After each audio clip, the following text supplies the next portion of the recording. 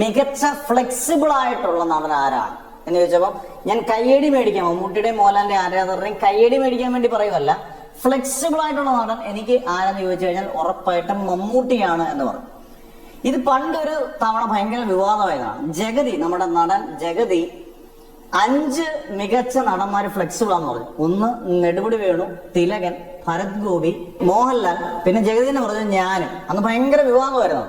അതിനുശേഷം ലോഹിതദാസ് അതിനെ വളരെ ശക്തമായിട്ട് എതിർത്തുകൊണ്ട് പറഞ്ഞു, ഒരു കഥാപാത്രത്തിൽ നിന്ന് മറ്റൊരു കഥാപാത്രത്തിലോട്ട് മാറുമ്പോൾ, പൃഥ്വിരാജ് ഇപ്പം പറഞ്ഞത് തന്നെയാണ്, മാറുമ്പോൾ ആ ഒരു പരകായ പ്രവേശം നടത്തുന്ന ആരാണോ, അന്നേരം അവിടെ മമ്മൂട്ടിന്നോ മോഹൻലാലിനല്ല, ആ കഥാപാത്രമായിട്ട് മാത്രം നിൽക്കുന്ന ആരാണോ അയാളാണ് മികച്ച നടൻ. അങ്ങനെ നോക്കുമ്പോൾ അമരത്തിൽ നിന്ന് അച്ചൂട്ടിയിലേക്കും, അച്ചൂട്ടിയിൽ നിന്നും വീണ്ടും മൃഗയിലെ വാറുണ്ണിയിലേക്കും, അംബേദ്കറിലേക്കും, മാടയിലേക്കും, നമ്മുടെ വിധേയനിലെ ഭാസ്കര പട്ടേലിലേക്കും, ഇനി വന്ന് വന്ന് വന്ന് വന്ന് കുടുംബപോറ്റിയിലെ പ്രമേയത്തിലെ കുടുംബപോറ്റിയിലോട്ട് വരുമ്പം കഥാപാത്രങ്ങളെ മാത്രമേ കാണാൻ പറ്റത്തുള്ളൂ, അവിടെ മമ്മൂട്ടിയെ കാണാൻ പറ്റത്തില്ല എന്ന് അന്നത്തെ സിനിമകൾ വെച്ച് ലോഹിതദാസ് കൃത്യമായിട്ട് പറഞ്ഞു.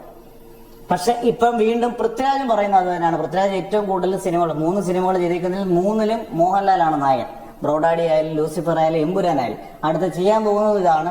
കൃത്യമായിട്ട് പറയുന്നു, ഏറ്റവും ഫ്ലെക്സിബിൾ ആയിട്ടുള്ള നടൻ. അതായത് ഒരു കഥാപാത്രത്തിൽ നിന്ന് മറ്റൊരു കഥാപാത്രത്തിലേക്ക് മാറുമ്പോൾ ശരീരഭാഷ കൊണ്ടും അതുകൊണ്ടും വേറൊരാളെ കാണാൻ പറ്റത്തില്ല, അവിടെ മമ്മൂട്ടി എന്ന് പറഞ്ഞ ഒരാളെ കാണാൻ പറ്റത്തില്ല എന്ന് വ്യക്തമായിട്ട് പറഞ്ഞു. പൃഥ്വിരാജ് മറ്റൊരു അഭിപ്രായം പറഞ്ഞിട്ടുണ്ട്. അതായത് മമ്മൂട്ടി കഴിഞ്ഞാൽ ഫ്ലെക്സിബിൾ ആയിട്ട്, അതായത് കഥാപാത്രത്തിൽ മറ്റൊരു കഥാപാത്രത്തിലോട്ട് മാറുന്ന മോഹൻലാൽ, കമലഹാസന്റെ പേരാണ് അദ്ദേഹം രണ്ടാമത് പറഞ്ഞത്. അവിടെ മോഹൻലാലിന്റെ പേരെടുത്ത് പറഞ്ഞിട്ടില്ല.